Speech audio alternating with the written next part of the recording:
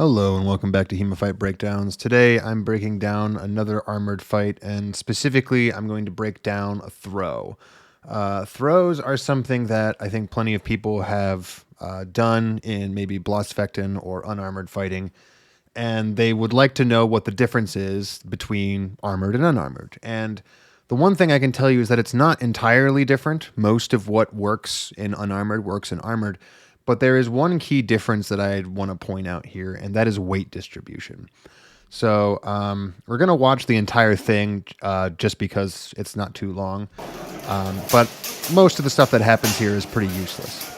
What you see very early on is that we both get tangled up, and right about here, from this point on, we never really separate very much. But it's at this point that the throw is about to come. So the reason that this happened for a couple of reasons. The first was right about here. I slip into a bit of a wrestling habit, and I start lowering my upper body to try to get underneath of my opponent's shoulders so that I can more effectively push them. And this is something you might do in wrestling, any kind of grappling exchange where you're not wearing armor. But the problem is that when you are wearing armor, not only do you have a bunch of extra weight on you, but specifically a lot of that weight is distributed up here above your waist. And what that does is it makes the act of lowering your center of gravity a far less useful proposition. So you see here, we both sort of bend over to try to match each other. And as I try to push and my opponent starts trying to land some stabs, I end up going a little bit too far. And right about here, my opponent does something very smart, which is he stands up as he's trying to pull his sword back out of the way of my arm, which is fishing for it right now. And at the exact same time as he stands up, he releases the pressure on his left arm, and my right shoulder is no longer pushing against anything because he's essentially shoved me this way. And all at once I realize in this moment that I'm standing over in this bent over position. And even without my opponent really pushing very hard down or pushing at all, I start falling forward very quickly, and I pretty much lose my ability to right myself.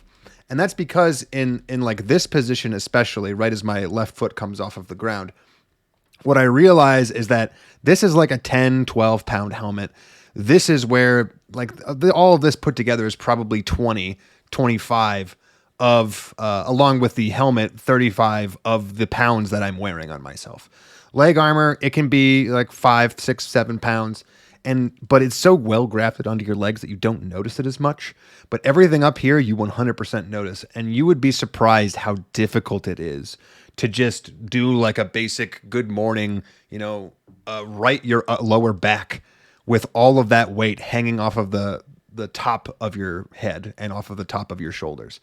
So I find out the hard way why you don't bend over and try to, like shoot for the legs, or just, in my particular case, try to push my opponent out of the ring sumo style by basically getting my upper body as low as possible, trying to push against their center of gravity. Because one, the center of gravities are all different now.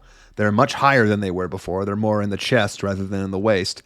And two, if you bend over too far, you're going to have a heck of a time pulling yourself out of it. And it only takes just this little, by the way, like this hit here, I don't even feel it. It might look like it staggers me, but I promise you, I was already falling over before that hit even landed. And chances are all my opponent would have had to do was get out of the way, and I would have fallen over on my own. All right, that's going to be it for today. If you'd like to see your own footage featured on the channel, feel free to send me an email over at HEMAFightBreakdowns@gmail.com, and I hope to see you next time.